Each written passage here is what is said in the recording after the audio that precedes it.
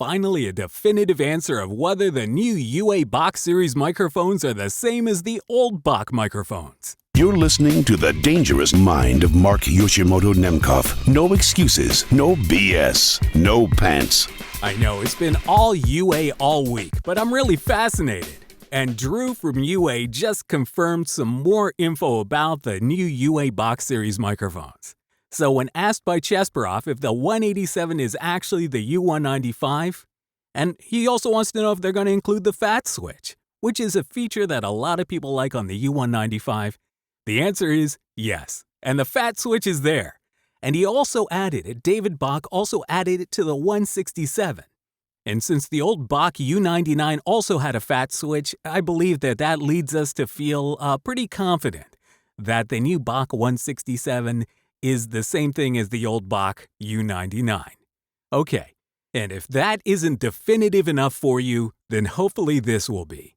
So, Henry Robinette. So my Bock 251 is essentially the same mic as the UA 251? And the answer from Universal Audio is yes. So I think that we can rest assured at this point that the new UA Bock series microphones are going to be the same exact amazing microphones that Bock Audio created before he was bought by UA.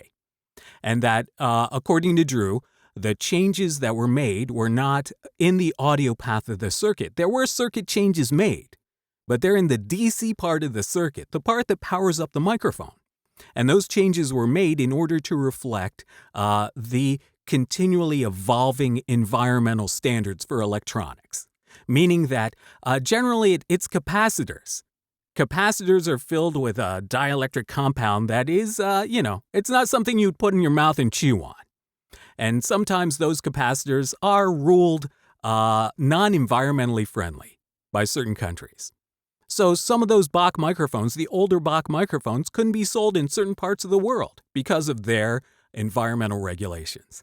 And now with the new UA Bock series microphones, they've redesigned just the DC part of the circuit so that these microphones can go out in the world. So if it's just the DC part of the circuit, we can assume that they were electrolytic capacitors and not any of the film capacitors inside. And I know that's really geeky mic talk, but, that's that's the kind of stuff I like. So what do you think? I think we now know for sure. All the UA Bock series microphones are going to sound the exact same as their predecessors. So if you want to know what the new UA Bock series microphones sound like, go check out some clips of the old Bock microphones, or go to audiotestkitchen.com, or watch the video I just did about the clips on audiotestkitchen.com on the old Bock microphones.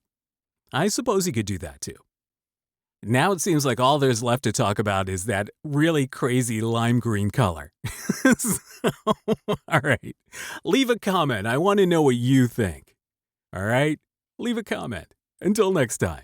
This is Mark Yoshimoto Nemkov, fading to black.